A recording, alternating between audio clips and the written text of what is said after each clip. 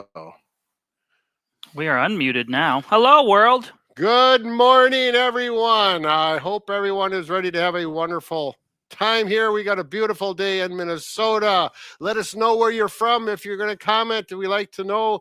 Diane is already commenting. Good morning from New Hampshire. New Hampshire, lovely, lovely state. Yeah, and we're going to talk about back pain, hip pain, and how sometimes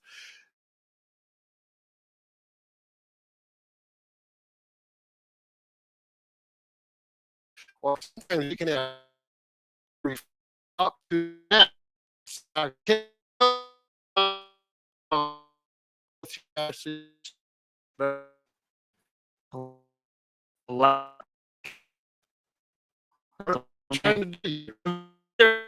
Australia.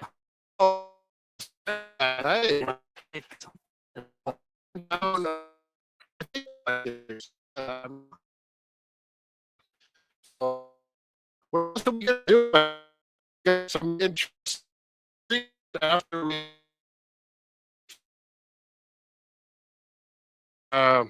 mysteriously is in another spot. Oh, why did we go live already? Hello. Was that a short countdown or are we live already? Tanner, we went live. Hi. That's all right. Well, we're here. I guess we'll start going. Yeah. Is TikTok on too? Not yet, but hello. I thought our countdown got cut off somehow. That's all right. We're here. We do have Sam here on purpose, and he's facing the other direction on purpose. We do want to talk a little bit about the crossover effect using Sam because that's the way it is. We got, can we get a close up here? Zoom into the lumbar and the hip region, probably right in here. I need my pointer. We got a special one today. That's a pen. Well, that's a pointer. This is our pointer. It's a pointy pen. Yeah. So, boy. All right, here we go. So the crossover effect, something that can be used oftentimes and the professional therapists or doctors use it. Pain in this area, the lumbar spine, oftentimes can refer pain into the buttock, down the leg, and even down to the foot. Typically, that's a result of a pinched nerve way up in here. Can we see that? So there's a number of nerves, and usually it's one or two, not all of them. And if you have hip pain, the pain can actually refer up towards the back. Typically, hip pain can go down the leg, but typically not below the knee. So we got pain here going up this way. Pain here more commonly goes down this way. And hip pain is more often felt in the front, or like where your hand goes in your pocket, right in there. They call it the anterior aspect of the hip. That is very commonly from the joint, not from the back. But all of these, the hard part about it, there's no hard set rules. We're just using general terms and as far as how it's experienced to be by us professionals using thousands of patients in the past as experience. Anything else that I missed, Mike? I don't think with Sam, besides he lost his leg. Oh, well, yeah, we were discussing a hip, and we might get back to that later. But yeah, hip, we got a deep socket.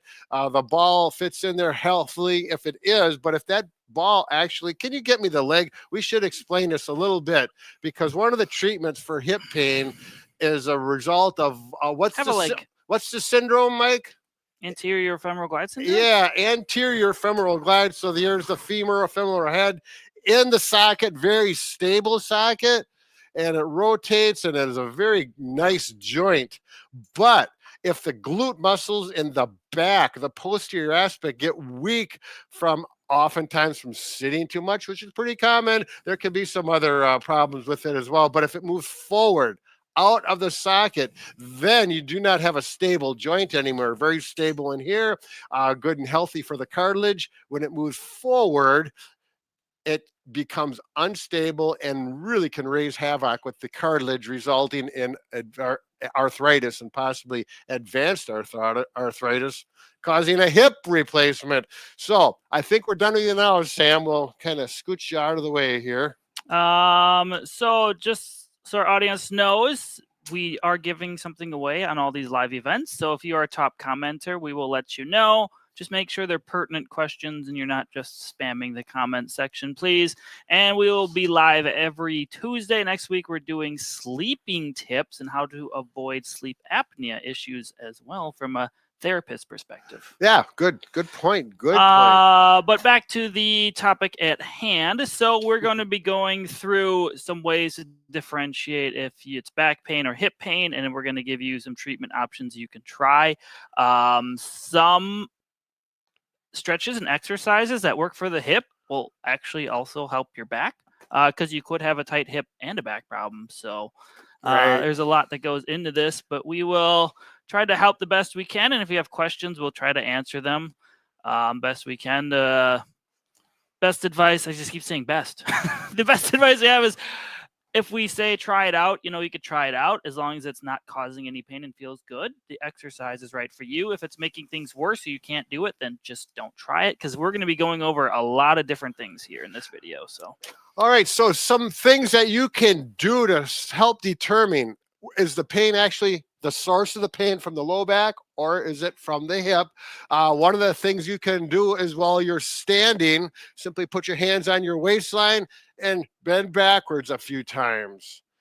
Now, if you do this, and this causes pain to get worse in the low back or worse down the leg, you can probably assume it's from the low back. Not necessarily, but it's one of those things that probably from the low back referring down the leg, or it's there because we're not moving the hip. All we have is a hip in a stable, consistent position, and all we're doing is moving the low back. So we're isolating the low back movement. You can do the same thing in a prone or on your stomach position.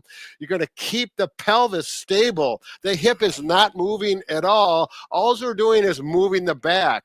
So as you have back movement, and if that creates low back pain or refers pain down here and past the leg, it can actually go down towards the foot. That's a good indication that you have a back problem, low back problem. I mean, you still could have a hip problem, but this test in particular indicates the low back. So there you go. Thank you, Mike. Let's go to the next one.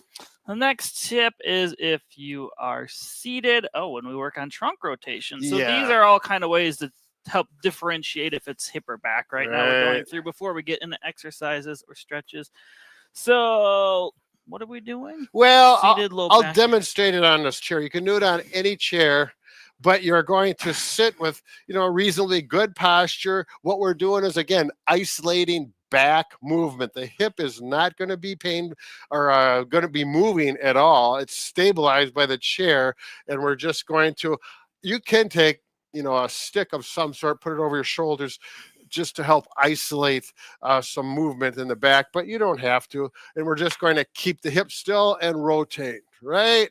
Rotate left. And if you do this and it creates pain, particularly in the back or possibly down the leg, no motion in the hip, this irritates problems. That means you've got a back problem. Again, because the hip is not moving, it's not bearing any weight. It even isolates the hip more than the other one. Oops. I was trying to do it laying down, but you actually move your hips a lot laying down, so it probably won't help that much to do that version of it. Yeah. So that's another test you can kind of try out. Another good thing to check for is low back pain often will improve if you are walking on a flat surface. So if you feel like you're having more back pain when you go uphill or down a hill to a point, but then when you walk on flat terrain, it feels better. It's a good sign it's coming from your low back. Where if you're just getting constant pain the whole time, no matter what you're doing when you're walking, and it's kind of in that gray area of hip, low back, it might just be your hip. There you go. Next thing, hip. You want to lie down and do the hip, just checking general range of motion with the hip, lying on your back like Mike is right now. We can do the single knee to chest, figure 4. And so you can just work on bringing your knee up to your chest as far as you comfortably can. If you're really tight or this is painful, my back right now is being supported by the mat, or the floor, whatever you're doing this on. You can do it on your bed or couch if you want. And if it just starts hurting worse and worse and worse, even though your back is being supported, it could be referring from your hip. Some people are so tight they can't even get up this far. You could certainly use a belt or a towel, something to reach if you have limited motion. Here, actually, use a fancy device like you can use a stretch strap. There you go. So you can use this as well, whatever you have available. It could be a bed sheet. And then you're just going to pull up this way and stretch it up and do this. If this is bothering, could be from the hip. You can also try adding some rotation to it. So you can bend your other leg and try to cross your legs and then work on going in and out. And if this is causing a lot of pain, it's a good chance it's coming from your hip itself. If you can't even get this far and you're way down here and all of this just really hurts in your hip, that's a good sign that's coming from your hip. But otherwise, like a therapist would normally bring you up, they would go in and out. They could do it on your stomach or your back and just see what limitations you have, because it could be, your joint could be becoming arthritic or problems there, or you could just be really stiff and the muscles just haven't moved in a while. So maybe you just need some stretches. You want to show them the clamshell as well? Sure. Sideline? No, just on your back, feet together and knees out. And then you can just work on dropping your legs out to the side like this, and then coming back up into center. You can do one leg at a time too if you feel unsteady going that way, but you may have a limitation on one side or just a lot of pain. So then we're working on rotating in different directions here.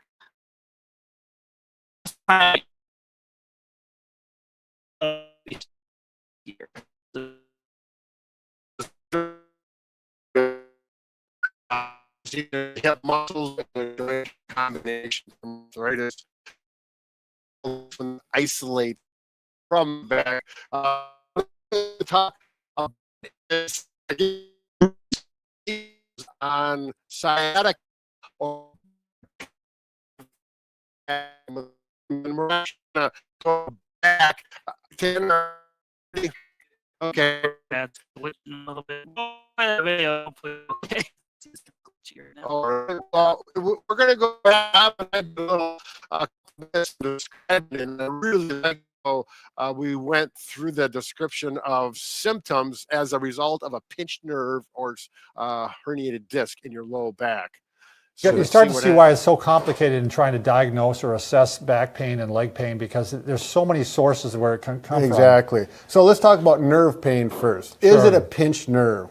Well, one of the things I do is I just talk to the person. I'm not going to do any tests at all, and the information they give me gives me a lot of indication that, for example, if the person says, I got pain here, and then down in here it hurts and it's kind of tingly, and then down here it's actually numb, and down into my toes it tingles, and sometimes it feels like water, cold water running down there. And these are all symptoms that are consistent with a pinched nerve. Yeah, and like you said, the fact that it goes all the way down to the foot right away, you're pretty much thinking that's a pinched nerve exactly. somehow. And the second thing is when they get strange sensations, like you said, Brad. I mean, the weird ones that might even change from minute to minute or hour to hour. Right. That tends to be more nerve. Yeah. And it can be bad too. Sure. Sometimes it's down in the ankle, around the foot, and then it moves to up here. Right. And it's unusual things. Oftentimes it's a nerve. That always makes me think more nerve. Right. And again, you mentioned if it's below the knee, down into the foot and ankle,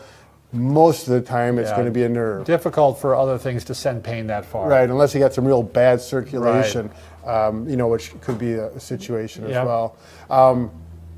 The other, and also with that, when that happens, we shouldn't jump to conclusions, but oftentimes that's going to be from a disc or piriformis muscle that's irritating the nerve, usually up in this area.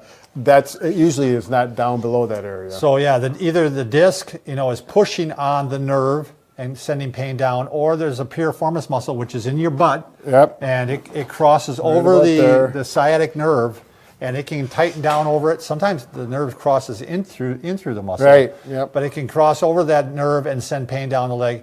Quite often, what you might see in that instance is you might see that they have pain going down the leg, but none in the back. That would be piriformis. Yep, that's a good possibility. And there's tests that we can do with a piriformis test too, but that is probably in another video. And we're back. Okay. And we're going to show piriformis syndrome now, which can also cause some low back sciatica type issues. Right. And so this is nice to put it right after we describe those odd symptoms from a pinched nerve. Another source of a pinched nerve can be the piriformis muscle, which actually connects to the greater trochanter, this bone right here, and then it goes up. I don't have it in the right spot exactly because it's hard to hear, but it goes up and underneath the pelvis here. But the big point is it's right here. And the nerve would be like the pin here. The pin right there is underneath. So this nerve gets tight and it puts pressure. Can you help me out? Put the coffee down, Mike. Get over here. He's drinking coffee. I'm busy. What do you want me to do? Okay, here is the piriformis. This is the nerve right there. Now pull that. There, pinching that nerve just like that. When that muscle gets tight, pinches a nerve, pain down the leg. So this is actually a cause from the hip area, not the low back, is one of the exceptions. The good thing about this is you can stretch this muscle relatively easily and change the symptoms, hopefully keep it loose so that it eliminates the symptoms. Let's see. A way you can kind of test that out on your own to see if it's bothersome or tight is to lie on your back again, and then you're going to bring your painful side, whichever that may be. So I'll say it's my right side. You're going to bring this knee to the opposite shoulder, and you're going to kind of pull up and over, and you'll feel it kind of in your lateral butt. I'll switch. Yeah, so show me on that I'm side. doing. Good work. You'll feel it kind of right in this area if it's problematic, and you can test both sides just to make sure the other side isn't the same way, because then maybe it may not be your piriformis muscle, but that's just a good way to check it out and see if it's recreating that pain in there. Yeah, the old piriformis syndrome. Then the other thing, which is a pretty solid test that a doctor will oftentimes do to determine if you got hip arthritis, is simply x-rays. They're not expensive, relatively speaking, compared to an MRI, but if you've got severe arthritis in your hip joint, it's going to show up in an x-ray. They'll be able to determine, is it bone on bone, and the surface and becomes very rough. And someone says when you rip or tear anything, that's too far.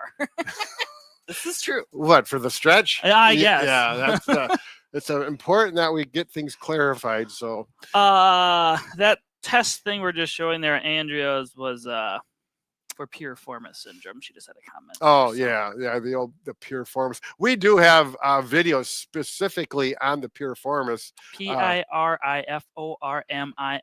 Yeah, see, I wouldn't got that. I wouldn't know how to spell that. I'm not so good when it comes to English. I'm not an English major, but I'm working on it. So how do you get this? Tanner's messing. Are you doing that, or? No, I'm moving it right now. Oh, okay. So we're gonna start talking a bit about some different hip options or stretches to try out. So the first one is, if you're having hip pain, you kind of tried some of these things we talked about earlier, you think it's your hip and not your back.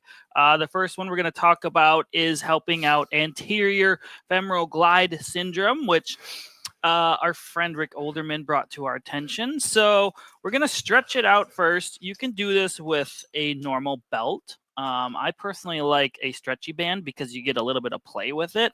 So I'm going to put this in the painful side. You need to wrap it around something very sturdy.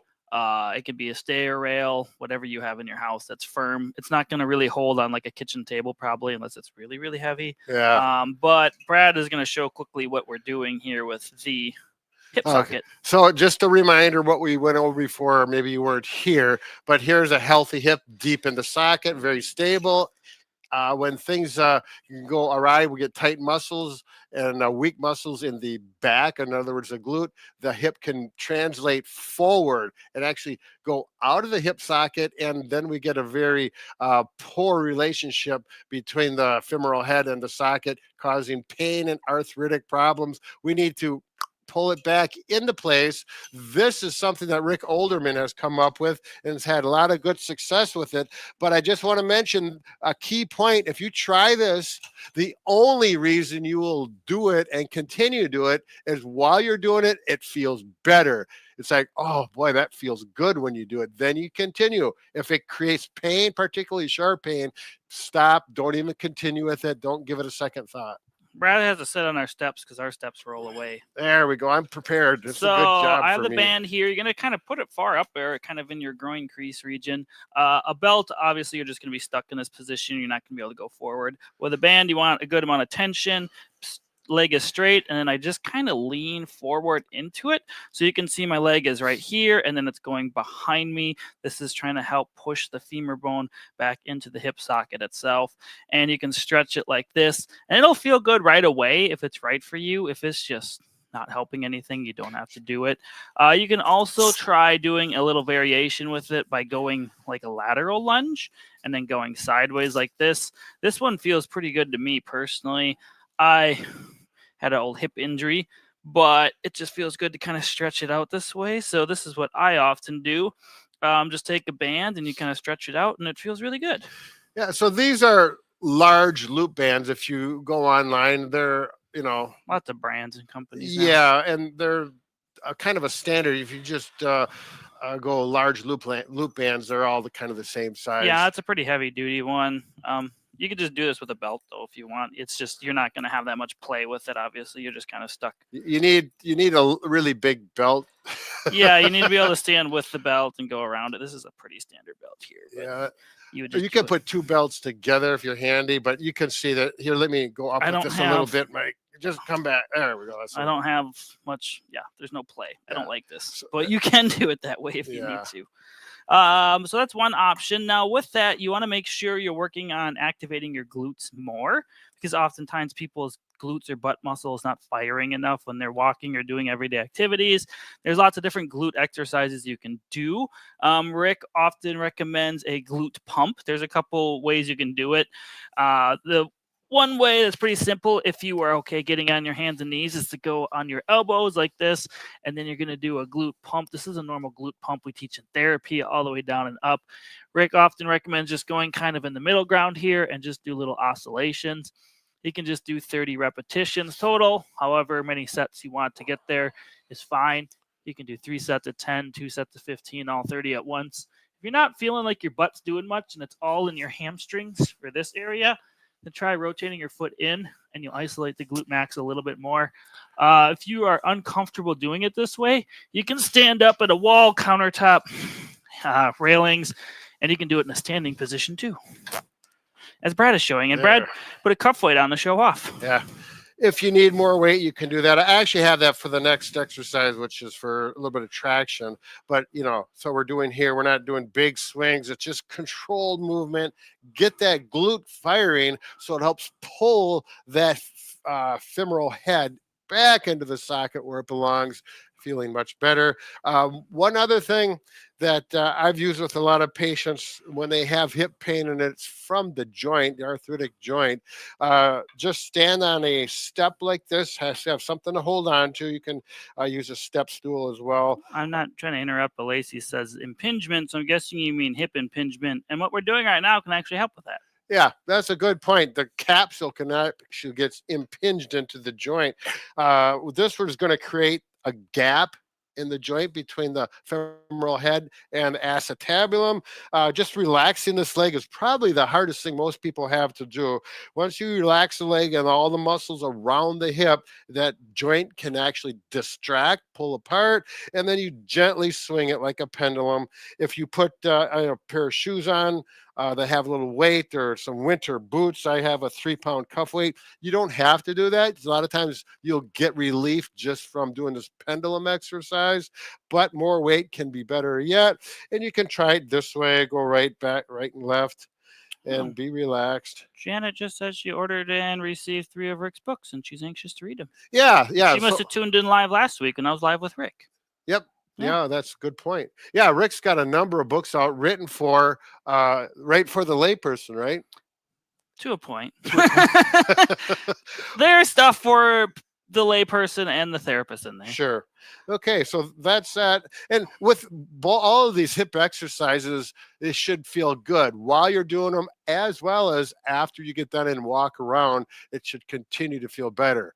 So that's an important aspect to determine if you're going to continue doing them on a daily basis. Another thing we want to talk about is massaging the hip muscles. You can use your hands, foam roller, massage balls, massage guns, whatever you have available. But you can kind of mess with the different areas that are tight. I don't know if you want to get something set up. I might look at a couple questions here while you're doing that. So we had a question from Kathy. Says, I bike ride a lot, trail riding at 10 miles per hour pace. Does bike riding weaken your hips? Currently having sciatica piriformis type pain. Biking does not weaken your hips. You use your hips a lot and your knees. You might want to look at your bike setup.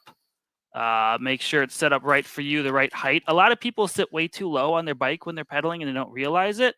But you also said you're trail riding. I don't know if you mean like paved trail or like off-road terrain mountain biking. There's a big difference because obviously you're going to get a lot more bumping on the off-roading trail than a normal flat one. But oftentimes just look at your posture with your biking. Brad's done numerous videos because you cycle a lot. Yeah, there's a really good chance with cycling that your posture is not so good, especially if you got a road bike.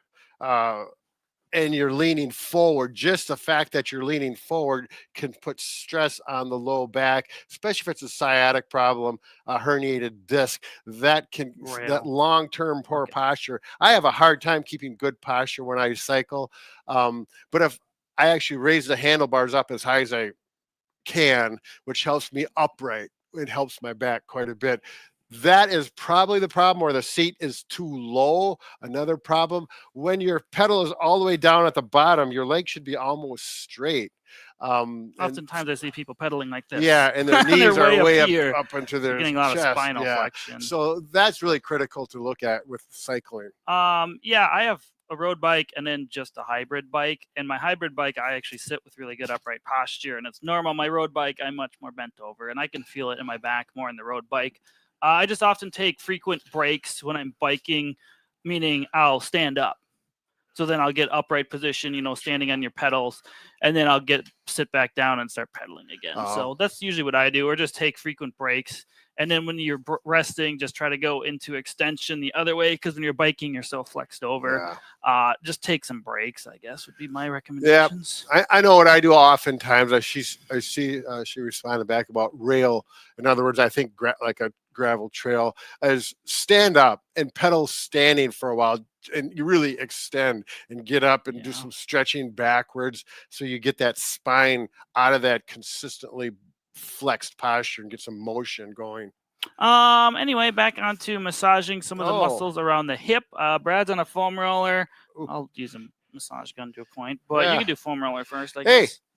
While we're down here, I thought I would mention these cool socks. I got a sock fetish. Look at these babies, huh?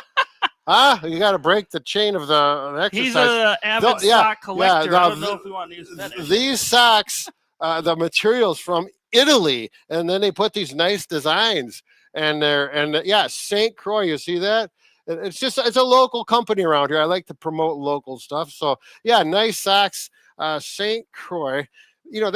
They're not the same company that makes the fishing rods. I mean, they make really good rods, but nice socks. I like LaCroix, but that's water. Anyway. Oh, this is great. So Brad is massaging. This is great for that Piriformis, that Glute Max. It really is a nice tool. I would, get one of the ones like this, as blue as intermediate density. Some are really hard, almost like a rock. Some people like those. If you're a beginner, I would get a soft one, and you can work that hip way over here and way over on the front of the hip. You can work. It's all good stuff. Not real aggressive. I like that. Other thing you can do about this is work other stretches, so it's not just for your hip. A lot of back, upper shoulders. I'm not going to get into it. Yeah, you can foam roll a lot of different areas. Your IT band as well can be bothersome for some people. That really gets in your piriformis. Yeah, if you put like a tennis ball can work, but it's aggressive. I got to admit right now, I would much rather have the roller than this. A tennis ball is a lot less aggressive than a baseball. Yeah, right. So you can do this. Some people do like that aggressiveness. Some don't. It's too much for me. I can tell you that. I like the foam roller a lot. You can work different areas. So when you're massaging for hip pain, you kind of have to first feel what's tight or what's problematic. Everyone's going to be different. You could have quad tightness. You could have hip flexor tightness in the front. Your IT band on the outside could be tight. Your piriformis, where we talked about earlier, which is like my upper butt region. Your glute max could be a little tight. So any type of massaging would be beneficial once you find that problem area. And doing it in different motions, because right now I'm standing in straight. Brad is bent. His knee is bent, and he's on the ground flexing his hip up. So you're going to feel it different in different ranges of motion. If I rotate out, I'm going to feel it a lot more this way too if I'm getting that piriformis. But any area, just mess around with the position of your leg because it's going to feel a lot different, and dig in there to get different muscle groups. Yeah, this is one I like. There's one low back pain we haven't talked about, and it's another whole nother symptom or diagnosis is SI pain.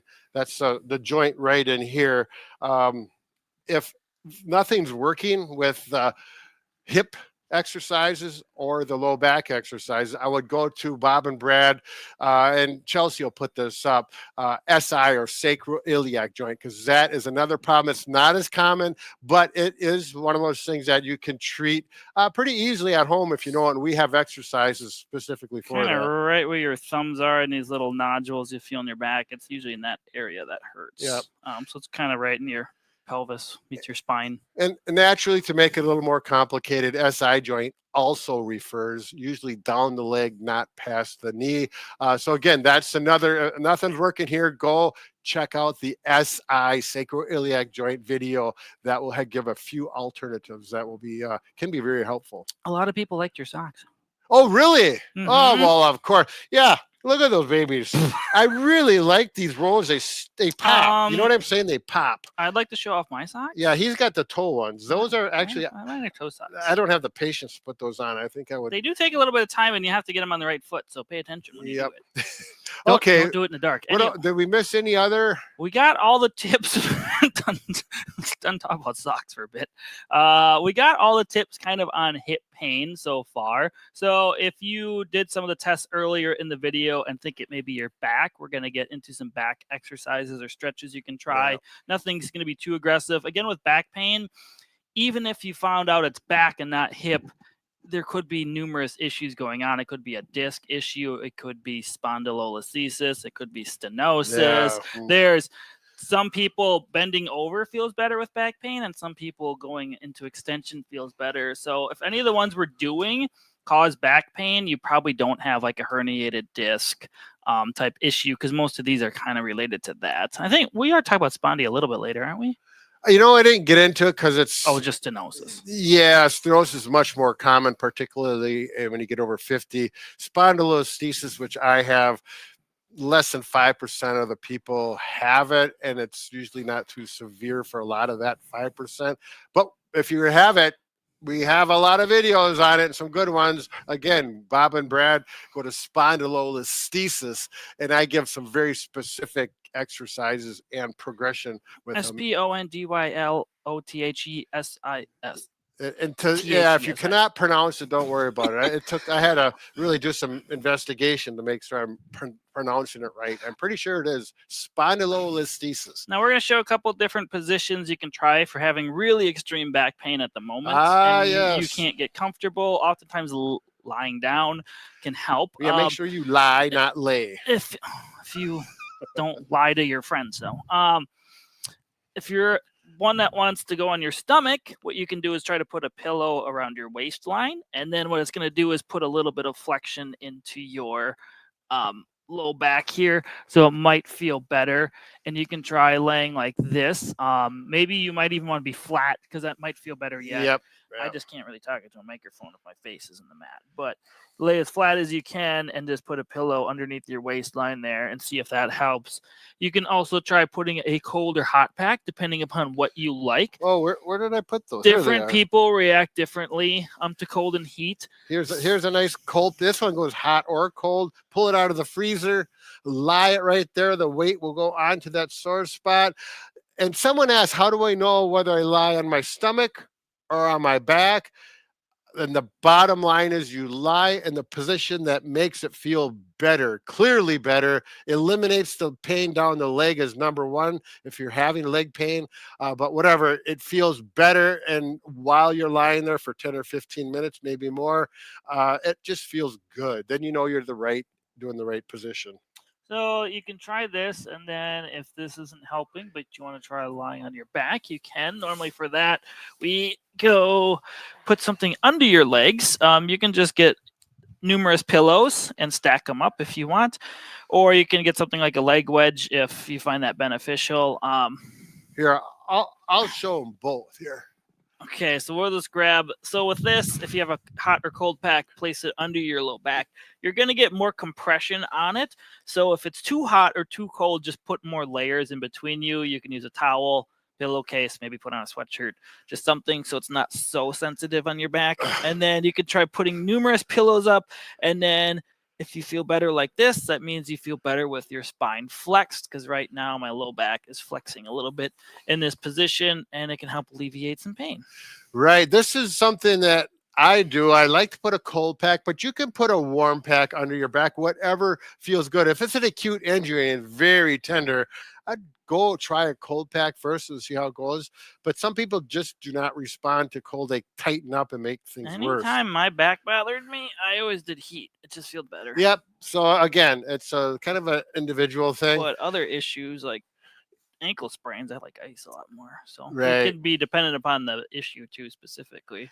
If pillows feel good under your leg, a leg wedge shaped like this is more than likely going to be very helpful for you. For some reason, this angle right here, when you put it, now lift up your legs a little bit. I actually make sure it's up tight against the buttocks, up against the hamstrings, and that takes pressure off the back. And we're not really sure why and how. We've got some ideas, but this, I've had a lot of luck with patients. I put them in that are walking in and they're very sore, and if they just too painful to move, put like this, put a cold pack and just lie there for 15, 20 minutes.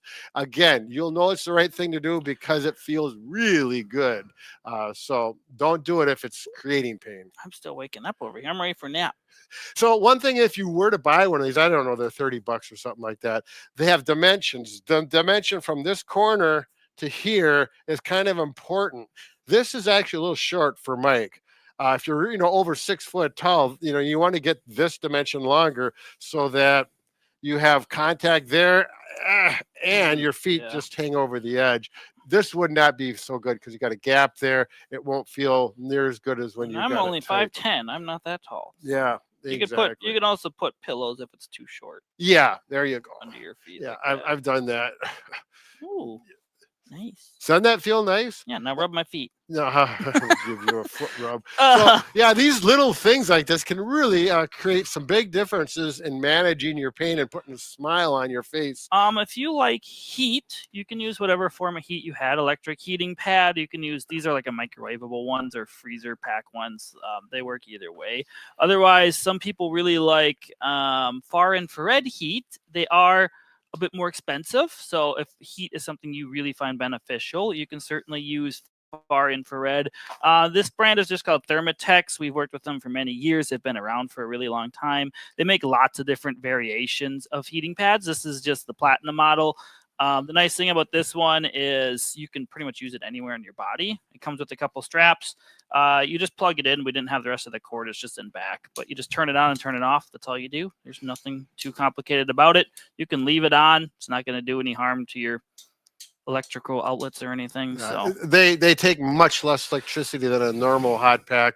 Not that that's a big factor, but yeah, we've had good luck with those. And again, they cost more, but the heat goes considerably deeper. Instead of skin deep, a couple millimeters like a standard hot pack, a far infrared heats up more than 2 inches into the tissues of your body. This has all been studied very normal. Yep, this is the depth of the normal hot pack, and 2.36 inches. Yep, that's the depth of this. So it does get in deeper. If you want to get the muscles and the joints warmed up, it's going to work. It does take a little longer. It's going to take about 30 to 45 minutes of use on that versus, but then you get the depth, and you just never get the depth with a standard hot pack, but they still feel good. I would like to point out TS's suggestion here because I feel like this is happening to me right now. I tried one of those wedge things, and my cat really appreciated it. I have a kitten that gets into everything right now. It's fun. Anyway. Yeah. So if you got a cat, maybe it's just a bonus thing that the cat will appreciate it more. Just keep the box from it, and they'll like that more anyway. Next tip, we're going to talk about one-sided back pain. Just some options of things you can try. So for this, the first part, you're going to need something taller you can grab onto. It can be a door frame. It can be a pull-up bar, hanging handles we have over there. I know Rick mentions in his book a refrigerator, but I think I'd pull my refrigerator over personally. So maybe not the refrigerator. You just need something tall you can hold onto to work on some stretching in your low back. So this is that low back pain on one side. If it's on one side and it's actually going down the buttock and down into the leg, still you can do this. It may help get rid of that referral pain down, or radicular symptoms, as we call it in the clinic. Again, when you do it, if it makes the pain worse or makes the symptoms of the pain down the leg worse, simply stop. It is not the right stretch. Things have to feel better right now when you put the weight on. Didn't simply stop a home security thing? Sounds like it. Anyway, I digress. So what you need is something taller to hold on to. I'm just going to show this way so you can see what my back is doing. So you're going to reach up above head, and then all I'm going to do is start to hang. So I'm just going to bend my knees. I'm not hanging and lifting my feet off.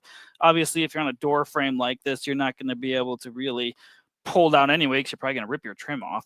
So you're just going to open up this area. What this is doing is separating all your vertebrae. So if you have some type of herniated disc or pinched nerve, it can kind of alleviate some of that pressure you are feeling in there. And you can just sit here for 5-10 seconds and do this numerous times. Just make sure to relax, breathe. Don't be too tense. If you're too tense, you're still going to be tight, and it's not going to be doing a whole lot.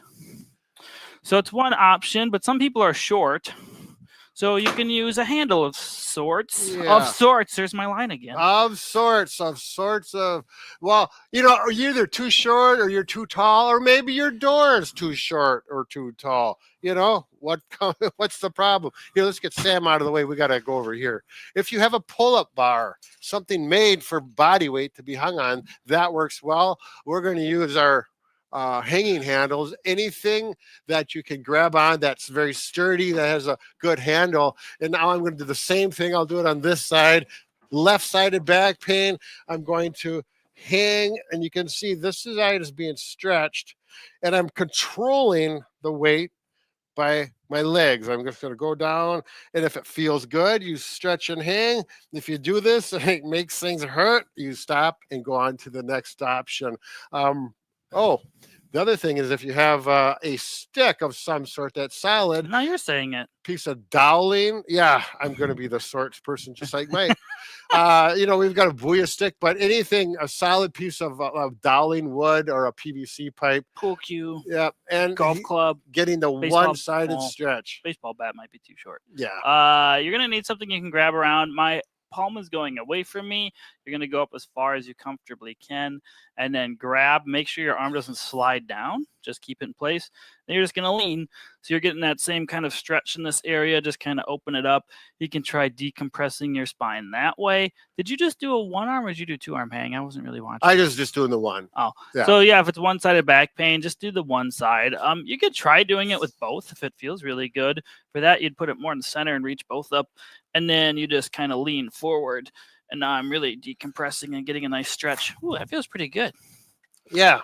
That's what you do with these things. You play and see how your body responds. You can do that from a pull-up bar too. Just use both hands and just stretch. Again, you can keep your feet down on the floor. You don't have to do a total dead hang. If you're a younger person, you lift a lot of weights and you feel fine with it, you can do a total hang with no weight. Yeah. But if you've got a pull-up bar or something you're going to hang on to and you have to jump up and immediately you start hanging with all your body weight, that is not the way to do it. You need something that you can, get up on a solid stool where you can grab the bar up above or the handles and very slowly and control, with good control, slowly put some weight through your arms, which is going to actually decompress or put a little traction on the low back. And right now, this feels really good to my back. It always has. I got stenosis. If you have stenosis, it'll probably feel good. With me, if I put my legs up like this, even one, that even makes it feel better. Or the other like this. So there's all these little tricks that you can try. Again, only do them if you get positive results. The pain gets better, or the leg pains and symptoms goes away. Another thing you can kind of try, this is going to work your hip and your low back. You can do this for either problem. But sometimes if you're really stiff in the morning when you wake up and before you even get out of bed, you can try this. It's just laying down. You're going to bend both knees up as far as you comfortably can. Feet are flat. Probably won't have your shoes on in bed, but just do what you can. And then you're going to go to one side as far as you can, as long as it doesn't hurt. And then you're going to go and switch to the other side. Just make sure not to go too far. If you are tight right here, then just stay there and don't go any further. Just go into pain-free range. If you're having a lot of problems, you'll really notice because one side, maybe your left side doesn't hurt and you go all the way down, but your right side really hurts, so you're only going to go part way. Just try to work on it slowly. You're not going to get better within a day, but just keep at it and then try to do repetitions. You can do, 10 to 20 each direction if you want. You can do it and you can just hold the position if you like. Just kind of try it out and see what feels best for you. But that's an option for some low back pain. You can try. All right. Trunk rotations. Janet says she can't reach her door frame. She's too short, I believe. Then she said the dowel works for me. Yes. She's too short, or the door is too tall. One or the other. Anyways, yeah, the dowel is working good for her. We've had people use a pool cue, I have, and the golf clubs. The golf club, yeah, whatever, something that's safe and secure. Diameter is important. A skinny golf club will be hard to hold on to for most people. That's why I like the Booyah stick. Is about 1.5 inches in diameter, 1.25 inches, and has a nice grippy surface. That's really helpful for that particular stretch.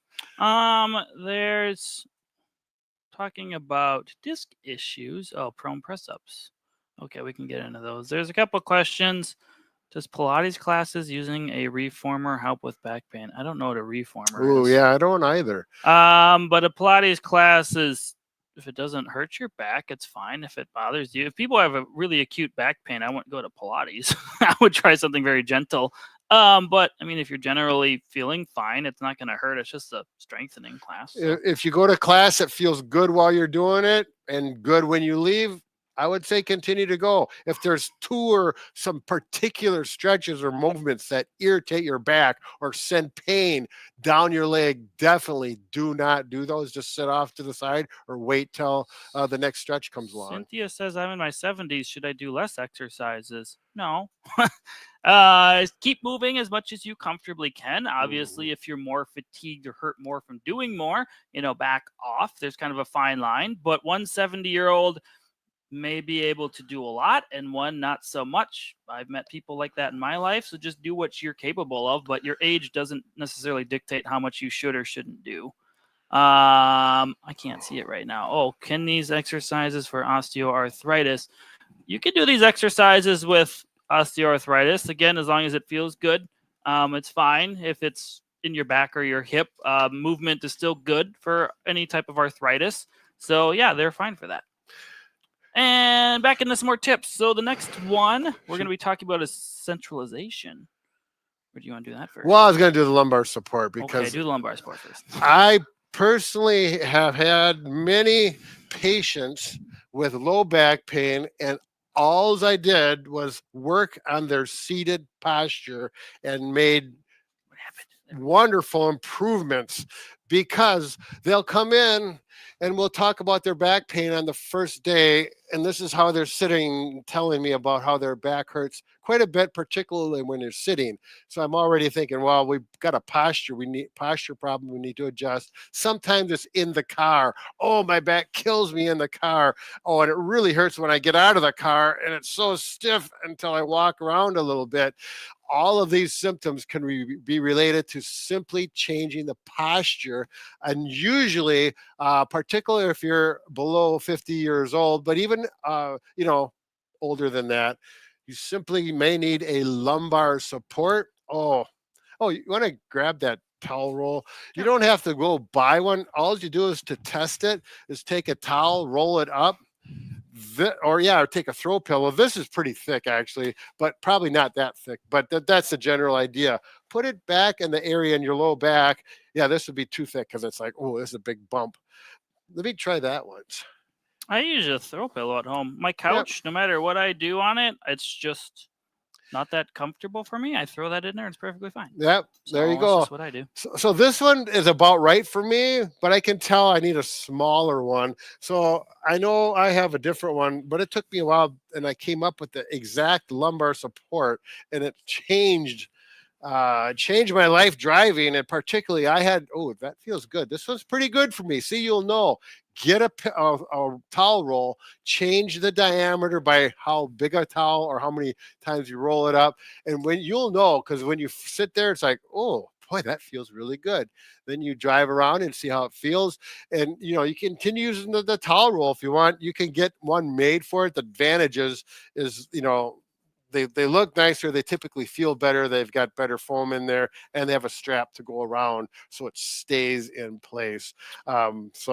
If you're in your car, oftentimes you can either adjust the height. Sometimes the height can make a big difference if you're sitting too low and maybe your knees are way up here, which I've seen some people do. Mm-hmm. Unfortunately, some older cars, you can't really adjust the height. So maybe you have to sit on something. I know when my grandmother is still alive, she sat on a pillow. I think it was more to see over the steering wheel. But anyway, she sat on one for height. And then most new vehicles too have lumbar support adjustable. Some of them are automated with buttons. Some of them are hand. You have to hand crank it. So just look it up. My old vehicle, I didn't have one. I just use a throw pillow for long trips personally. Short trips, I was always fine. But my new one has one you just adjust with a button. And that was a big difference for me. So also looking at your vehicle, because if you're a very tall person, sometimes just a car, the seat height won't get enough. So like Bob always he always had to have an SUV or a truck because he couldn't sit that low. I had one patient with severe low back pain, particularly driving.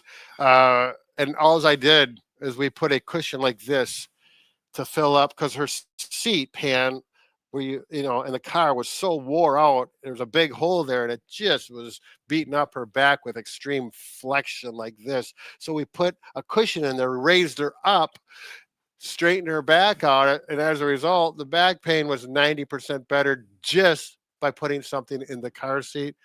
Here's some examples of lumbar rolls you can purchase. See the difference in shape. Here's one that's the profile is very thin. This one's for someone who's either is a larger person, or maybe the seat is all wore out in the low back and it needs to fill in more. Here's a half moon. So there's all different varieties. You just have to figure out what fits your back with your car seat. Or, like Mike said, you said use a pillow all the time. Yeah, throw pillows work well. And then just mess around with, you can use a normal pillow too if you want. This is surprised me. This is from Rick Olderman, who we've been bragging about because he's come up with so many good things.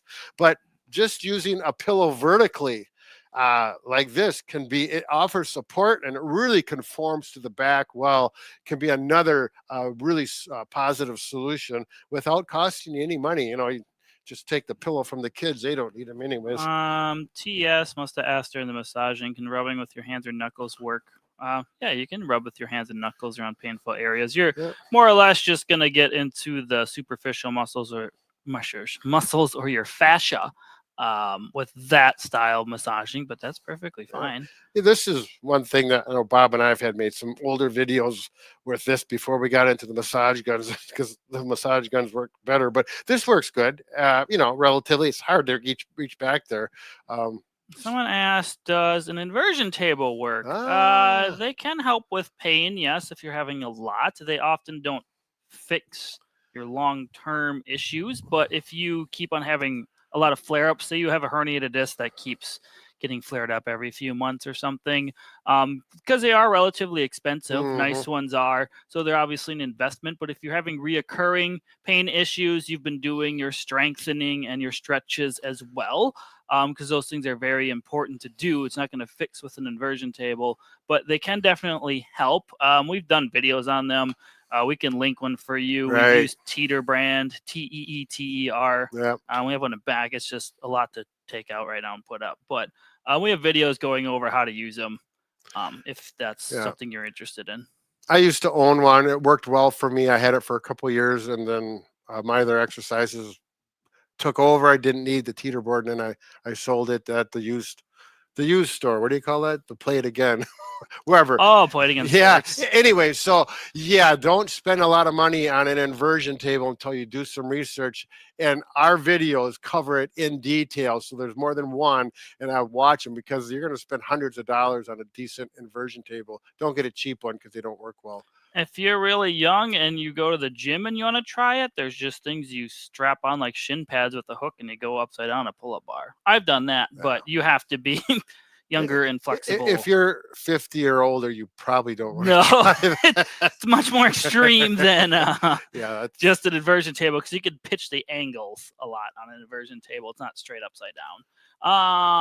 Our next thing I want to talk about are just a couple of exercises. One is more for if you know you have a herniated disc, or you think that's what it is. This exercise will probably feel good right away. So it's just lying on your stomach to begin with. I just got to move my microphone pack so I don't accidentally mute it or something. Brad, where are you going? I'm going to get the red light. Oh, Oh, well, I don't care. You're a guy. This is what I need. Brad's running around back there. His microphone's off anyway. You can just lie on your stomach to start with, and then we can I didn't realize that. Up on try going up on your elbows next. So if you go up on your elbows like this, then you're going into spinal extension. What this can help do is push the herniated disc back in if it is mildly herniated.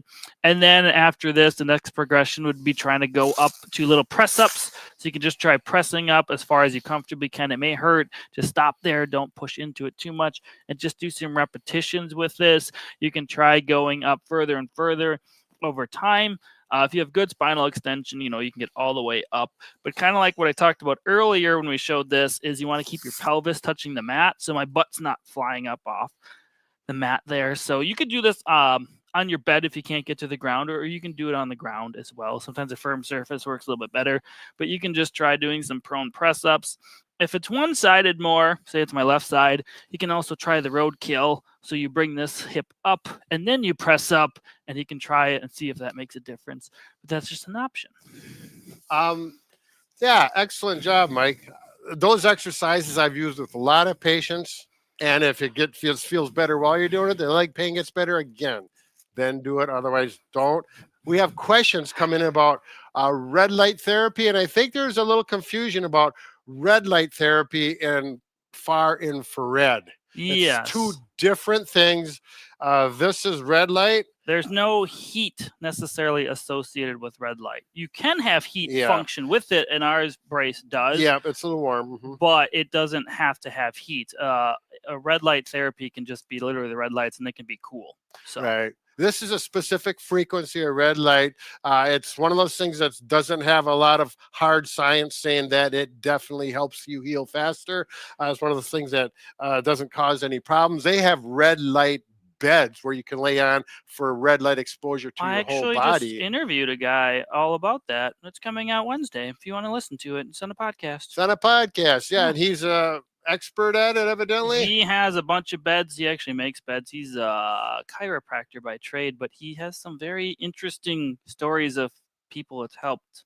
So it's pretty fascinating. Yeah, good stories. Yeah, good stories. Made some otherwise he wouldn't have invested to get them going. No. If you have far infrared, there is no light. You cannot see far infrared. It just is it's a wavelength that goes deep into the body, not visual. And it's more for heating. Right. Yep. Get that deep heat. So, this is actually, we do this particular belt is not so much for support for lifting. It's more of a treatment belt that has red light, it has heat, and it has vibration that you can all control. You do not need to plug it in. It works through this battery pack. And I used it once after I irritated my back work doing yard work. That's where I usually have my back pain. Because I go out and do things I shouldn't, but it doesn't bother me too much. And I use this, and it was very comfortable. It made me feel better afterwards. And so I said, yeah, let's put our name on it and help some other people out with it. Now, red light can go through shirts to a point, but you're going to get much more if it's directly on your skin. So just so you are aware of that. So you could wear it underneath your clothes, or if you're at home, just whatever. But but you can wear it through clothes. It just doesn't penetrate as much. The heat and massage, you'll feel just fine through clothes. So I think we answered those questions. I think we did a little bit. And you scared Bob's son Matt in the back. Anyway. Oh, did we? I don't know if was there many more questions on stenosis specifically. I haven't seen too many on stenosis. Yeah, if anyone has some stenosis issues, we can go over a few tips for that. So if you know you have back pain and stenosis, we can give you a few things. Yeah, the one we were just talking about was for a bulging disc. But stenosis and a bulging disc often have similar symptoms. Each one can create pain, numbness, tingling down the leg. So if you are having back pain with leg pain while you're working overhead and you're arching backwards like this for a length of time, there's a good, it could be either stenosis or it could be that disc problem. So that's another one of those. Unfortunately, all these pain areas we're talking about, they overlap from one diagnosis to the other, and we're trying to educate you on it. But again, it's one of those things that takes a professional to understand it more and had years of experience with it. So we're trying to do the best we can to help you out. Janice says, have pain every morning in my right hip. Is it my osteoarthritis or the pinched nerve in L4, L5? Well, Janice, we kind of went over how to differentiate if your pain's from your hip or your back in the very beginning of this video. You can rewind it. Start it over and watch there. We talk about that a lot for the first 15 minutes. Just some self-assessment things you can try out. The video will stay on YouTube indefinitely too, so you can rewatch it as much as you want. So it was kind of lengthy, so it's kind of hard to give you one specific answer. But basically, if you keep your spine supported, move your hip, and it hurts, and maybe your hip. If you keep your hip supported and move your spine, then it maybe your spine is essentially what we went through, and we just showed a bunch of ways you can kind of test it. Right. Link for the belt. Chelsea, can you link the belt, please? Thank you. There you go. Oh, there it is right there. Oh, good. That was fast. She's quick. Yeah, and actually for Janice, next week we're going to do a video on sleeping position to help eliminate hip pain, back pain, and how you can do that. So tune in next week. Or again, these videos are on tape and they're going to be on our channel for many years to come. So you can always go back. You just can't ask questions in the live mode. It's more on digital media now. It's not literally on tape anymore, but well, it's just when I'm not talking about like masking tape, I was talking about like a cassette tape, the roller, I was thinking the old VHSs, maybe the wheels. You ever hear of 8-track? There's some people out there that don't have. I bet you they still have 8-track. Projector wheels too. Whatever. We're getting close to the end here. We're starting to burn out of our attention. Unfortunately, I got that thing after an hour. I'm starting to freak out. But yeah. So anything else that we want to get after, Mike? I don't think so, because I think stenosis is going to take a bit long to talk about. The winner. Who is the winner? Yeah, Chelsea. Any word on that? We've got the winner of the cornucopia, the grand prize. Oh, congrats to TS26039. That's an interesting username. Yeah. Oh, probably TS, probably the person commenting a lot. Oh, good. Okay. Oh, there we go. Sure enough. Mm-hmm. All right. That's all we're going to go through today. If we didn't touch on your specific back pain or hip pain issue, we have thousands of videos. You can search Bob and Brad and your issue, and there'll probably be a video on it. Oh, yeah, you will. Just put Bob and Brad, and that's what I do all the time when I go back and look for old videos I want to find. There was another, again, next week, it's going to be on sleep positioning as well as sleep positioning related to sleep apnea. These are alternatives that may work for you, so you don't need a CPAP machine. We've got information from an expert on that. So it's not a big part of the video because there's not a lot of options for changing position, but there are some. So we'll talk about it. Emily remembers 8 tracks. All right. Yeah, they were fun. Was that the old cassette tapes? Are those 8 tracks? They were big and kind of clumsy, but the big advantage is there'd be 4 tracks and you never had to rewind. You could play them forever. And as long as the tape didn't break and the machine didn't break, it would go infinitum. I had cassettes. Yeah. I remember listening to the radio and trying to record when your boombox could record, and you try to get it from the right time. Man, that was a work of art. Yeah, that'll give you a headache, not a backache. But anyways, kids these days, not just streaming, I tell you. All right. We're gonna leave with a bang here. Get ready, Don't Mike. me. I'm gonna. Oh, wow. Yeah, that's it. We're done with it. Boom. Have a good day, and hope your back feels good. And or hip. And we're ending the stream slowly.